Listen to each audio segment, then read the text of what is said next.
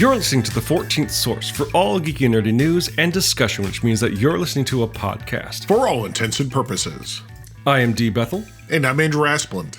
And we are your two overeducated, codependent nerd hosts, bringing you the things that we like to talk about, but filtered through an inquisitive and critical lens. In the episode for Friday, No. It's been so long, he doesn't know how to do it.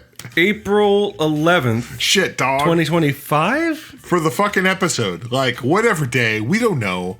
Look. What did we even do? It's been like 2 weeks. 3 weeks? 3 weeks. I don't even know. Yeah, it's been 3 weeks. Hey, man, we've had both, between the two of us, a wild fucking time.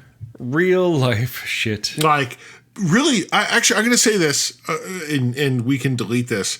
I think both of us have spent time with our ailing father in very different capacities. But also, like, that was a moment for each of us, and separately. Like, I went and did mine, and then you inadvertently went and did yours. Yeah, it's been real. And if I will say this in a moment of, I guess, vulnerability, if your family, your immediate family, maybe your parents are people you care about and deserve your attention, just let them know. You know, as we get older, things just get more real, and it's kind of weird. That's all I'll say about that. Yeah, it has been an experience. Yeah, and I know, like, not only us, but friends of ours have also been going through parent stuff, and it's always something we kind of have known, and don't realize, like, oh shit can get real and start happening now because we are getting older. So. Well, it's also, I mean, I will say this, but also we are getting older. You know, we've had actually siblings who we both know separately but together, who both died. They're essentially our age. So, like, wow, this is welcome to the podcast where we talk about getting old and your friends and family die. That's why in this episode, we're talking about what matters to people in our age group. That's why we're spending this entire episode talking about colonoscopies. And so, well, shit. So it's been a tough time. But I actually, you know, I know normally we'd say, like, what's going on, what's the cool shit, what's our week in geek. But actually, I kind of want to, I guess, essentially I want to do a week in geek, but I kind of want to dominate the room. Sure. Because I had an experience that I think was fun for me, was interesting, meaningful, and relates to things I've spoken about before. And I kind of just want to take Dan for the ride. Right. I mean, and from what I understand, kind of even in a tangential way relates to something you just brought up, and in that one of the people you mentioned having passed. Yeah. So Andrew, hey, tell me a story. So everyone knows that listens to this show that I play tabletop role-playing games of various different stripes. Sure. And I recently played a new one. It's one that I got on Kickstarter. I don't actually know why I Kickstarted it. Honestly, because it's well. Actually, how long ago was the Kickstarter? Do you know? It was probably 2022. Okay, so it's been a minute. Because I think I got the product late 23. Okay. And they've been sitting on, like, my floor or whatever, or my bookcase for a year and a half. Yeah. What am I talking about? I'm actually talking about the Walking Dead universe role-playing game by Free League Games. It's weird to me because I think when I Kickstarted it, I had not seen the show. Right. That's what I was trying to think of, like, on the fly here. I'm like, where does this line up with your obsession with the show and the comics? Which is why I don't know why I Kickstarted it, but I did. Andrew of now definitely would. Oh, and it's a fun twist, right? Is it something about the company? Like, did you have? No, because actually I think I'd played one of their games. So let me talk about Free League Publishing. Free League Publishing, they're Swedish. They became a darling of the tabletop role-playing game space. probably in 2020, 2021. They do a lot of different games. They have a few licensed games. They do the Alien role-playing game. They have Tales from the Loop, and I don't actually even know the licensing on that because that's a weird property. They have Blade Runner, but they also have their own stuff. Okay, I was going to say it seemed to be the licensing company, but well, they're not. That's a different company, actually. That's true. Yeah, but they've actually one of their games that's now gaining popularity is called Dragonbane, which is actually it's based on the oldest Swedish role playing game, which is I think called like Swedish for dragons and demons or something. But in Swedish, I believe that's it's a dragon. Yeah, but get that lobster in the pot. That's all we gotta do. They this kind of like just I know. I mean, like, but actually, like they are to the point where like they've sort of like taken the space as in this, Wizards of the Coast with D&D is number one, right? Like no question. Right. Paizo with Pathfinder is probably number two, but like the way role-playing games work has a very country-specific thing. Where in Sweden, it is very much Free League or Fira Lagen or whatever. In Germany, Ulysses Spiel does Die Schwarzes Auge. But like it's so there's regional thing, but Free League has started to get traction across the world. And so they did the Alien role-playing game based on the movie franchise, which I'd played. I was like, ooh, I didn't get it, but also, making fun of my friend Tim, he ran it real bad. Damn. He always says like, oh, I don't really know what I'm doing. Like, yeah, I know. So it's really kind of the Alien 3 of tabletop Alien. It was. I mean, I was the Paul Reiser of the story, and I was really disappointed that I didn't get to like steal the fucking xenomorph and go back to headquarters. But anyway, we love you, Tim. But they did this The Walking Dead role playing game, and I'm going to say right now, I think it was not popular. I think it's like not been supported, but I kind of thought about it because I've talked about my bizarro obsession with zombie apocalypse literature, fiction, mostly Walking Dead, but also I mean George Romero and everything else. Like it sits in my craw, and I wanted that as a role playing game. Yeah. And I finally basically talked a group of people, like friends from high school, who Dan knows all of them, into like, hey, can I run this like intro session? And so I did. And this is a group you've been playing role-playing games with for a bit. Yeah. I mean, technically, I played with them back in the 90s to some extent. I wasn't even alive yet. Yeah, I know. Nor was I. So I convinced them like, hey, can we do this? And three of them were like, yeah, sure, let's do it. And so we did a one-off. And I don't know what I expected. I think actually approach this game being like, well, I think I like the game mechanics. I don't know if I like how it works. I just want to try it. So and this is probably going to be the most like RPG crunch episode I've done in a while, but I want to just lay it out there so you can understand it, so listeners know what I'm talking about. Please do. So this game, the Walking Dead universe role-playing game, licensed from AMC, and let's be very clear, licensed by AMC, not necessarily Robert Kirkman or anyone else. Yeah, not Skybound, right? Yeah. Because interesting. That shit's got some, because there's a lot of like lawsuits involved, right? Like this guy sued that guy, this guy sued that guy, they sued that guy. So I think at this point, AMC just like, please only put our name on it. Right. So it's licensed. It's a licensed version of the TV show The Walking Dead, not absolutely. The comic. And it does not. The art is all original, based basically on the aesthetic of the TV show. Right. So yeah, interesting. So like no original Walking Dead art, comic art.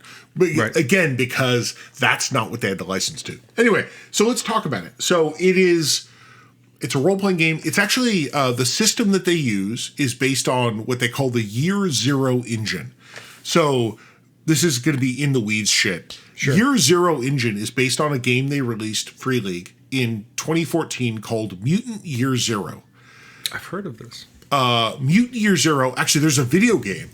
That's why I've heard of it. That is based on the game. But the weird thing about Mutant Year Zero is actually the third or fourth edition of a role-playing game, again from Sweden, about like a post-apocalyptic mutant story. And it's weird because it's one where I actually remember like the second edition, I think, that was actually published in America under some different name.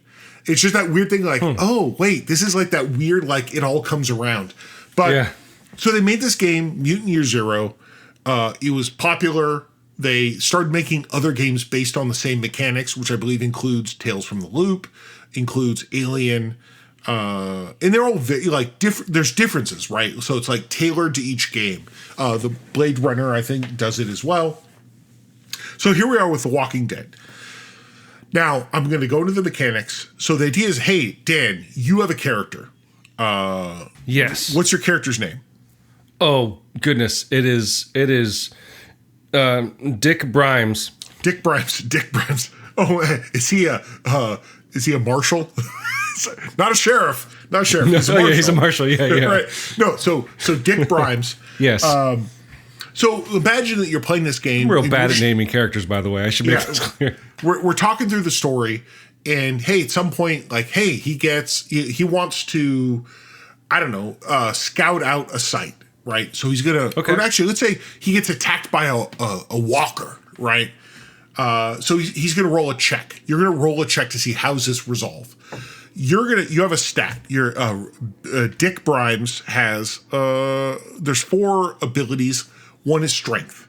So maybe he has a 2 or 3. I don't know. 3 is pretty good. He's a beefy guy. He's got a 3. Yeah. Also, he's trained in close combat. So he has a skill of 2. As a marshal. Right. So he's got a 3 in his strength and a 2 in close combat. So he's going to take 5 6-sided dice. Now, also, maybe he's got his fucking knife. His big knife. Oh, let's say that's for fucking. Yep. His big fucking knife. Let's say that adds 1. So he's going to take 6 6-sided dice. Gotcha. And he's going to roll them. You are. You're going to roll them. I'm rolling them right now. It's disgusting. And the idea is, hey, you're successful if you roll a 6 on any of them. On any of them. Okay. Okay, that makes sense. Very, very basic system. However, the way this game works is, hey, what if none of them rolled well? And you're like, oh shit.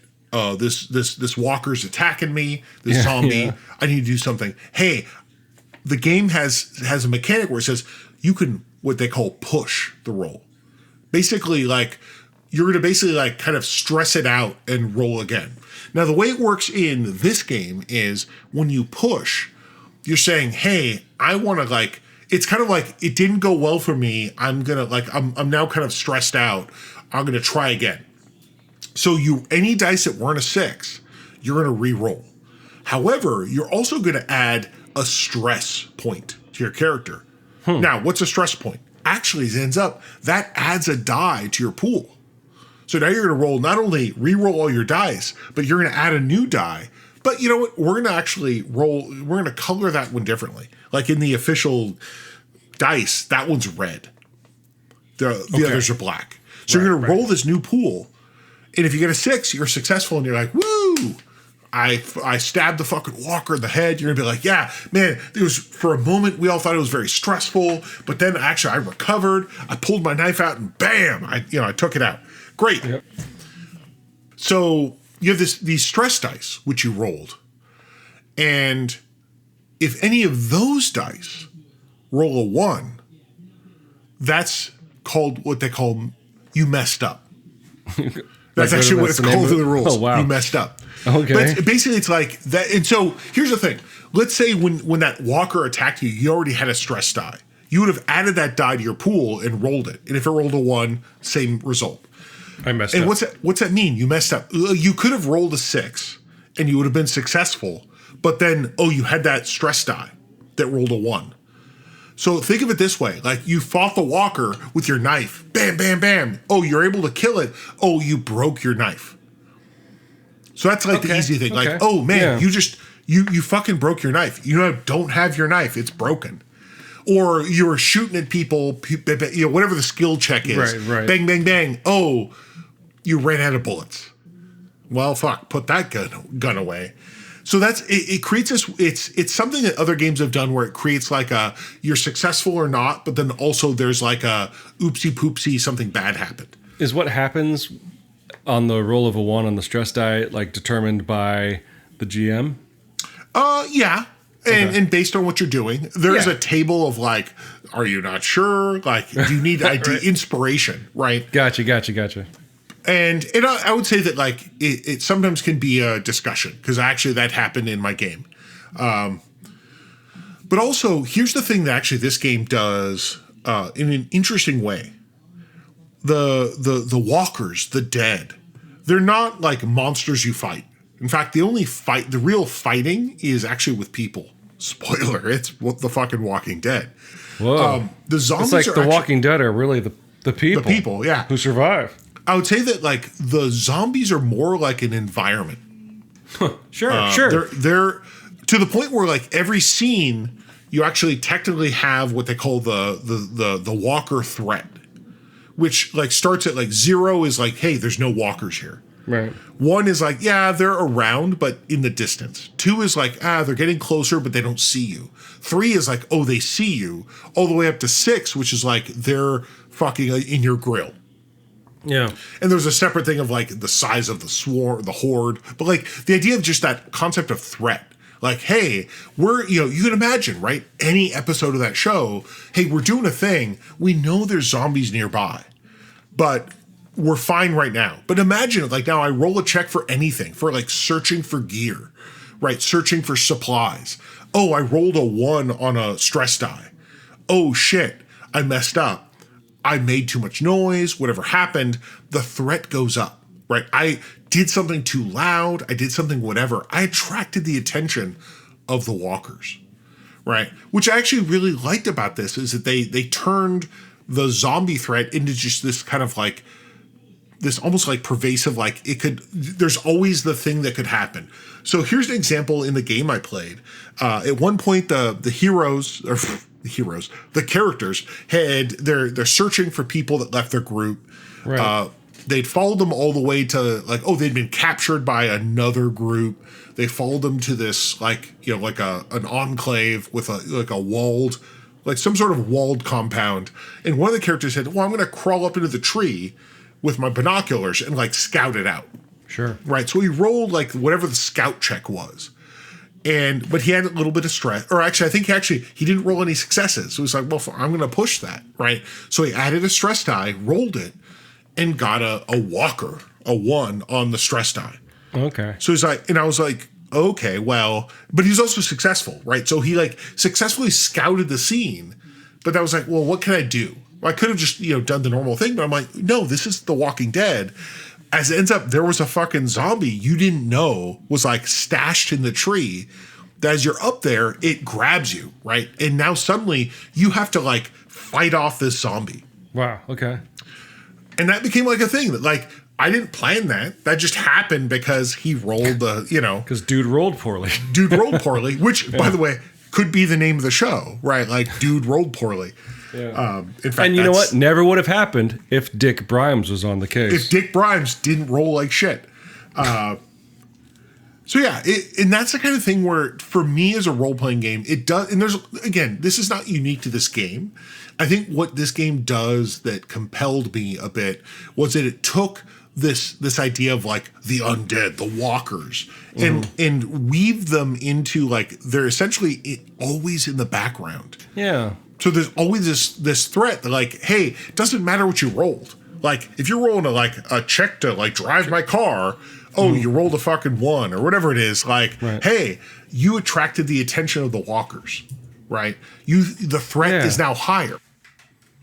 I like that. It really does capture kind of, sure, The Walking Dead for what it is, but like, I would say it accurately captures kind of how the zombies felt in the original Night of the Living Dead, and as we watched for last Halloween, Dawn of the Dead. Right. They're just kind of ever present. They're just kind of there. They're, like you said, they're an environmental obstacle, not the enemy.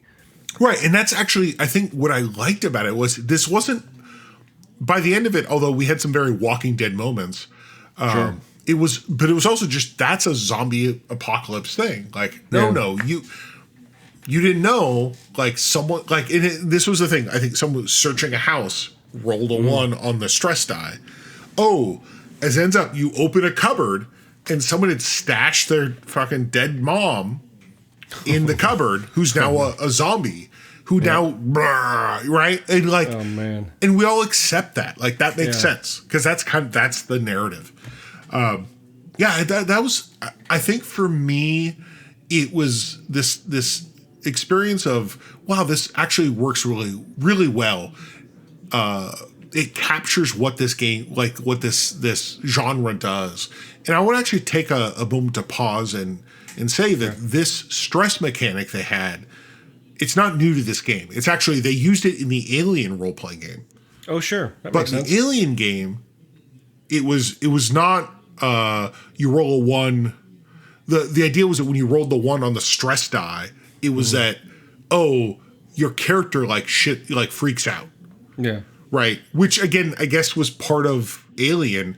But in some players found that actually was kind of not a good experience. Was like, oh wow, my character like freaks out. Yeah, okay.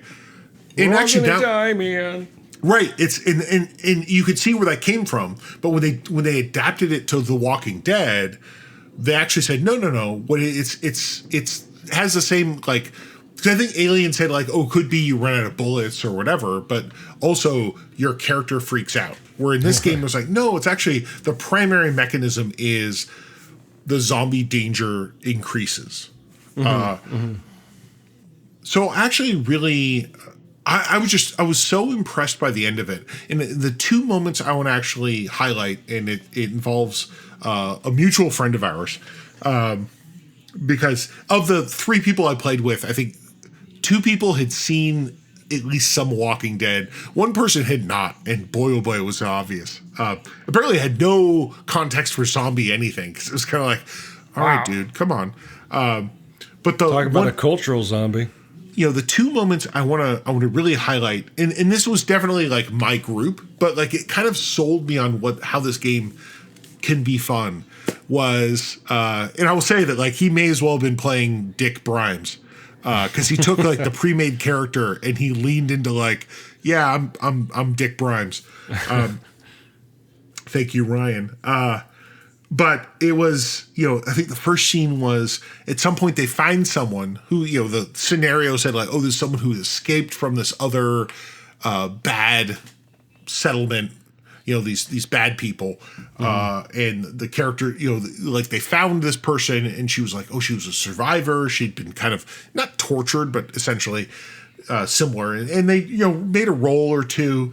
And at one point they're like, well, we've kind of like rescued her. Should we invite her to our community? And like completely unprompted, this player just leans in like, all right, I'm going to ask you 3 questions. How many walkers have you killed? How many people have you killed, and why? And for those that don't know, those are the 3. That's like the 3 questions from The Walking Dead that they do quite a bit. Right. But it was like such, and of course, I think one of the other players was like, "Where the fuck did that come from?" Where I was as the GM like losing my shit. I was like, "Oh my god!" And it was, again, that was not even a mechanics thing. That was just like, wow, that was cool. Similarly, just the idea of like at the end of the game, they're like, oh, we found the people we're looking for. They've been captured by these bad people. Hey, they're in a barn. Like we've crawled in, like we've gotten our way into their encampment. They haven't detected us yet. Oh, the people we're looking for are in this barn. Hey, we're gonna crawl in through the loft or whatever, like the top of the barn, because the barn door's locked. They all rolled their like climb check or whatever, and only basically Dick Brimes was successful, right? So only he, like the other 2 are like, oh man, we couldn't get through. Don't worry, we'll wait outside. Just let us in. So Dick Brimes, God, I love that. I'm going to lead into that name. He gets inside, finds the 2 people they were looking for plus 3 other people, like 3 other captives. Except the whole shtick was the 2 people they were looking for was Dick Brimes's girlfriend and the dude that ran off, like that stole him away, right? Yeah. So of course, the joke is we played what they call a survival scenario, which was like all the characters have secrets and themes to play to. And so of course his secret was, I want to kill the dude that stole my girl. All right. So we get to this scene where the other players are like, all right, let us in, man, let us in. He's like, oh yeah, I untie 4 of the 5 hostages. I leave him tied up. You're like, oh, okay. And by the way, he killed like the guard, like the bad guy that was guarding them. He killed him, but we didn't be like, oh, I stabbed him in the head. No, I just killed the guy. Yeah. Oh, so like, he's going to come back, right? And so it's like, all right, I rescued my girlfriend and the other 3 people. I take us outside. It's not that well lit. No one sees the dude in the back still tied up. We let them all out. And we're like, oh, close the door. We got to go. And the idea that they like, oh, the group escapes with 4 survivors. Oh, that's so great. They leave and whatever. And we could see this episode ends with fucking homeboy tied up on the ground as the guard that was guarding him reanimates and starts coming toward him. And it says, executive producer, Andrew and Dan. Right. And that was the kind of scene that I was like, wow, this was actually really cool. Like, yeah, for a game that was actually it wasn't a complicated game. We had a good time with it. And like, I feel like I have stories to tell from it in a way that like D&D is like, well, I have a story to tell of D&D. I fought a battle for an hour and a half, Right. I yelled with the DM about rules. So I guess this is the episode where I just like lean into, this was a really solid game. Nice. I enjoyed it. And it's weird because, again, I kickstarted it without really having any context. I like the idea that, like, for years, it's been sitting at the bottom of your bookshelf, watching you slowly get turned on to zombie fiction and, like, just staring daggers at you this whole time until you slowly turned around and go, like, what's that down there? And then it was love. Yeah. Well, it's to the point where I actually want to, like, hey guys, do you want to do like a whole thing, like do a season, right. And also I love that I love that the game actually describes it as like, oh, you can play it in a season format, right? Where it says, oh, cool, have like a structure where it's like you kind of have a idea where it's going, ish, right? But also the game is very much a kind of see where it goes. Right. It's like, hey, you start with a haven, like a place your people are living. Right. And a few threats that are on like the map near you. And then you kind of just see where it goes, which seems like a cool way to play this. Like, don't pre-write it. Just what happens. Right. Oh, shit. We excited the weird group of people to our south, or there was a big swarm of zombies to the north. That kind of thing. And especially since State of Decay 3 doesn't seem to be happening anytime soon. Right. You're going to need something to fill that gap. Well, and this gets back to like, I have apparently an obsessive interest in this genre. Right. I was surprised at how much fun I had with it, because as I was reading the rules, I actually thought, I don't know if I like this. Yeah, this might be bad. Well, I think part of my brain thought, no, I wanted a game that had more precise rules on fighting zombies or something. Oh, sure. Yeah. And it's like, actually, I like that. It's like, is that what you actually want? The zombies are kind of like just the background. That's cool. And you can imagine though, like if you wanted to have like the weird zombie, like that could be a special thing, but just the zombies in the background are just like the constant threat that is always there. Right. My one frustration with this game is I get the impression that it was not successful. Like they kickstarted it, it worked, but if you go to the Free League like forums, there's not a lot of people talking about the game. Yeah. It definitely, and if you Google like, oh, who's like doing their homebrew or whatever, like, not a lot of people. Like it feels like somehow this game, I don't know for what reason, it just kind of didn't hit. Well, maybe, I mean, when did it released in the 2020s? Late 23. So, I mean, that's kind of at the tail end of the run of the show. I think a lot of the shine had buffed out maybe of that property. even though they're still making shows. Oh, they're still making shows, right? I don't know how popular they are. Maybe if they'd done it 5 years enough, they're earlier, still making them, right? it'd have a little more staying power. I don't know. But yeah, I think part of it is maybe its association with that franchise. That's my 2 cents. And I have no qualifications or evidence for anything I just said. That certainly could be. And what I would say about this is that I would tend to agree based on the main show. I would actually say that like the fact that there are all these like spin-offs that have like 1 or 2 seasons probably would actually better be what the show could do, right? Like, because actually that's the thing. Like you play the game, like we can imagine like, hey, let's make a zombie apocalypse for all intents and purposes. We're just going to run it for like 12 sessions. And at the end, we're just going to be like either these people made it or they didn't. And then we would start maybe a new one. Whereas like the Walking Dead show went on for 1 billion seasons, right? Right. It's kind of like that's the D&D game that never fucking quit. Even though they should have 10 seasons ago, right? And that's actually what I would say to me where this game could have strength as they do more weird spin-offs. Although the spin-offs tend to be focused on existing characters. But like you can see like, hey, no, let's go see what is it like in France, right? What is it like in California, right? Yeah. Yeah. Like we could do Sacramento zombie survival, right? Like it's, and just play it for, again, a season. Yeah. So yeah, no, I do think that it suffers from being related to the show, but like not for the best reason, because like that show fucking just kept digging, yeah. And still does in its own weird ways. So yeah, either way, I was so excited after running this thing to the point where, again, I'm trying to be like very discreetly. Now, the one thing I will say is of the 3 people I played with, all people that, I've known for, I don't know, 30 years. Sure. It was a very interesting group where one person actually was like, this is great. Nice. One person was like, this is good. I'd do that again. And then one person was like, I don't know if I liked it.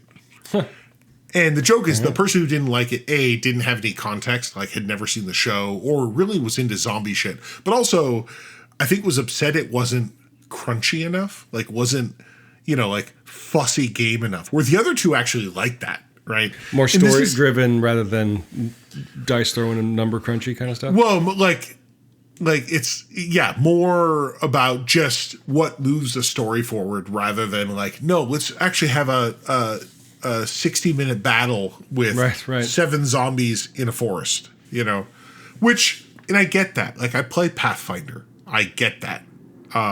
If anything, this is actually giving me pause as to shit, man, what do I really want from games? Sure. Sure. Yeah. I would say actually the one player, Dick Brimes. Dick Brimes. He actually, please, thank you. Dick Brimes. I'm sorry.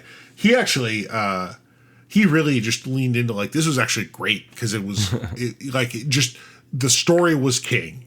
Like we had mechanics to resolve things that created story beats. Neat. So yeah, I'm just weirdly into this role-playing game, which is funny because, again, had you asked me 6 months ago, I was like, I don't think it's that good. And apparently, and lining up with all your tastes, the game itself seems to be a zombie in the TTRPG space. Right, because it's dead. Yeah, now I have to go be the guy that, like, starts a blog and makes his shit fucking go. Let's do this. Anyway, so that's the thing I really wanted to, because it's my week in geek, but I wanted to command the show. Right? I wanted Fair to enough. Eat the suck up all the air in the room because eat the flesh. Because I know you're not the role playing game guy, but you got it right. Yeah. It's cool. And part of you's like, I'm not gonna play that game. Right, well, don't put words in my mouth, bro. But no, it seems like, especially with that group, it seems like you had generally a good experience, and that's That's awesome. That's the kind of, if I were to have a tabletop role-playing game experience, it would be something where the people actually got into being in the game, in their characters and stuff like that, being creative within that space, rather than just what has been the bulk of my experience, which is rolling dice and then yelling about it for about 20 minutes. You got to have a Walking Dead experience, Andrew. Is this is this a full circle for your trip down zombie fiction, or do you think there's still a path to walk? Oh no, I'm gonna be eating this flesh for a while. No, Yeah, I mean, gross. it was, and I'm sorry, that was Okay. awful. No, that's fine. That's great. We love it. No, it's actually, it was, I really, I mean, part of me actually thinks about, like, would this game be better if they shed the Walking Dead franchise? Sure. Right. Could they? Yeah. I mean, it's just. Oh, they zombie could. stuff, so. I mean, spoiler, it's just zombie apocalypse. Like, let's be very clear. It's not like you have to play campaigns built around Rick Grimes and his motley crew. I mean, right? don't be wrong. Like, the game's like, oh, what about the characters from the show? It's like, like, part of me is like, who gives a shit about the characters from the show, right? Right. I mean, they're all just archetypes anyway. Right. So. But it is still that thing where, and I guess there are probably other zombie apocalypse role-playing games out there. Sure. I've never really played one or I'm not familiar with any. I do think that some, because maybe there was like like GURPS did one or D&D Right. did one where it leaned too much into the wrong thing, right? Because actually, I think my big takeaway is just the acknowledgement that the zombies they're part of the background. Right. They're not just fodder for you to use your weapons on. They're the always present threat that, hey, you messed up. Yeah. Burp, there's a zombie. Which I for me, I really like that. I think one of the things for me as someone who wanted to do a zombie game, I think I was always like bent up about, oh no, it's like everyone's like a battle with goblins or whatever. Like, Right. no, that kind of misses the point. So yeah. Good It's just a experience. shame. I mean, the biggest tragedy of the game is that they didn't just call it The Rolling Dead. So if you, dear listeners, have any thoughts about the topic we discussed this week, feel free to leave your thoughts as comments on the page for this episode at forallintents.net. You can also discuss. Wait, do we even have a Facebook? Are we still doing that? Yeah, it's still there. I'll post this shit there. You can also discuss your thoughts with other listeners on our Facebook page. You can find us on other social media as well, specifically places that Andrew and I frequent, which means you can find me on Instagram at Deep Bethel Comics. I'm also on the Blueski. Deep Bethel Comics, I think, is where I am there. And you can find Andrew on Mastodon at profounddark@dice.camp. While you are at our website at forallintents.net, you can also take a look at our YouTube page, which you can find by clicking on the link in the corner that says YouTube. There you will find our YouTube page, which we simulcast our show in YouTube. If you do like to listen to the show on YouTube, please like and subscribe, or as the kids like to say, or I guess, and as the kids like to say, ring that bell. We use 2 tracks of music for our show. One is called Disco Medusi, the other is called District 4, both written and performed by Kevin MacLeod of the Clan MacLeod, immortal swordsman, graph paper enthusiast, and musician extraordinaire. You can find his music and more at incompetech.filmmusic.io, and that's all licensed under the Creative Commons 4.0 attribution license. If you like the show and like to help us out, the best way to do so would be to subscribe to the show using whichever podcasting service you happen to use. What would help us out even more, though, would be to leave some sort of review, whether a text review or using their proprietary metric will help spread the word to new potential listeners through the magic of algorithms.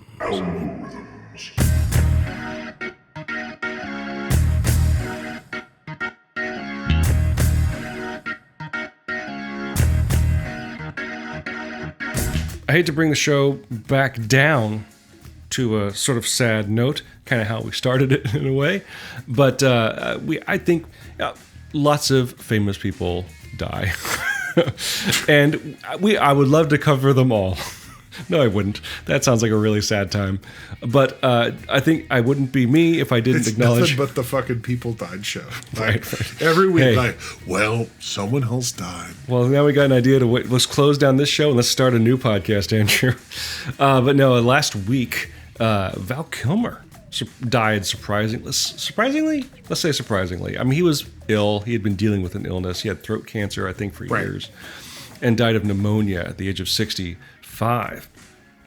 And I'm not necessarily. I mean, it's sad when anybody dies. I don't think it's necessarily about his character. He seemed to be kind of a difficult person in a lot of ways. That's actually, I think, the thing that I was surprised about, where like all the articles are like, actually, apparently he was a real shit to work with. Okay. But definitely a consummate creator or creative, I should say, and devoted himself to his craft. And obviously, I'm bringing him up mostly because of his work in Top Gun. I know. Yes, his work in Top Gun. The Iceman just defines who I am, honestly. And I think anybody would say that. From his work in Willow as Madmartigan, I got reflective, and I always love a reason to be reflective on Willow, especially since I can't reflect on it by watching the rebooted series on Disney Plus anymore. Fucking yikes. Not that I would want to watch the show, but whatever. I know, but still. But you can't. No, I can't.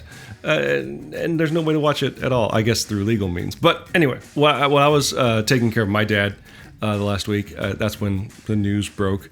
And it's just kind of a way to distract my attention. I'm like, I should do a little drawing tribute. And I was trying to... And there'll be a video of a process video of the drawing I eventually did, and you can see as it goes through the video of like I tried a bunch of different angles. I'm like, let's just try drawing a shot from the movie. That's him being cool. I'm like, no, I should do it in my style. And then what I landed on was like, I want to like draw the scene that really captures his character to me, and kind of made what I eventually did when I posted the drawing. I was like, oh, you know what, Madmartigan, because I watched that movie so much more than any other sort of tentpole, science fiction or fantasy franchise that I know a lot of people of our generation love. It was like Willow to me is above Star Wars or Star Trek or Lord of the Rings, which came much later. It was my weird little movie that I was obsessive over, and like Madmartigan was my Han Solo. And so what I did was I tried to just capture a scene that really captured that, and it's him hanging in the cages, making fun of, even though he's hanging in this cage to die, he still has the gumption to make fun of this general in gold armor marching off to war. I'm like, that's the scoundrel I know. But the thing that I think that's really interesting, and again, I'll be posting in the next couple of weeks the process video where I'll have commentary over me drawing it. It was like, I spent a lot of time going like, let's draw Val Kilmer, and then I realized I am not into doing likenesses. not just because it was hard. It was just like, I don't know, by trying to focus on the details of what he's supposed to look like, I felt like I was losing grasp on what the character is supposed to be doing in the scene. So maybe I just draw too many comics now. I'm more about the scene rather than about like, can you all tell it's Val Kilmer? But maybe that's also just an excuse for not being able to draw likenesses maybe as well as I used to when I was studying art in school. Well, it's fine. I mean, you did a good job. Thank you. That's all I'm here for. I just wanted affirmation. I mean, that looks just like Iceman. Yep. I should have put a toothpick in his mouth and sunglasses on him. Actually, that character, the drawing I did, since it's clearly not Val Kilmer, that's actually Dick Brimes. That's Dick Brimes. That's Dick Your Brimes. Walking Dead character. Indeed. So, so rip Val Kilmer. I am so ashamed for saying that. I am not a young person. R.I.P. Val Kilmer. Thank you for the art that you gave, and shame on you for being very difficult for your coworkers. But so until you find a way to pay respect to your favorite creatives, living or dead, dear listeners, I'm D. Bethel. And I'm Andrew Esmond. And for all intents and purposes, that was the podcast.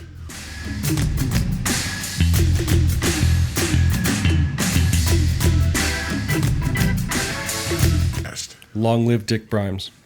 Dick Brimes, the hero of The Walking Dead. Of the docking wed. The docking wed. Jesus Christ. You're not on any meaningful social media, so you didn't see what I posted. That's true. I did not. It's actually, I will say, not being on meaningful social media really changes your perspective. Yeah, you're really out of touch.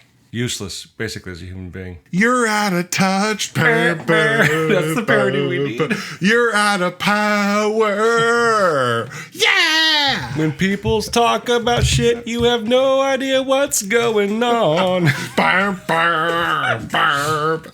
Oh, jeez. Because it's been so long, man. It's been a long road getting from there to here. I don't know that theme song yet. Spoilers. Spoilers. Oh, it's a spoiler, all right. I mean, so it's a shame. Go ahead. Oh, go ahead. No, please. No. We're in the middle. What are you doing in here? What are you doing in here? Just a podcast for what? all intents and purposes. Oh.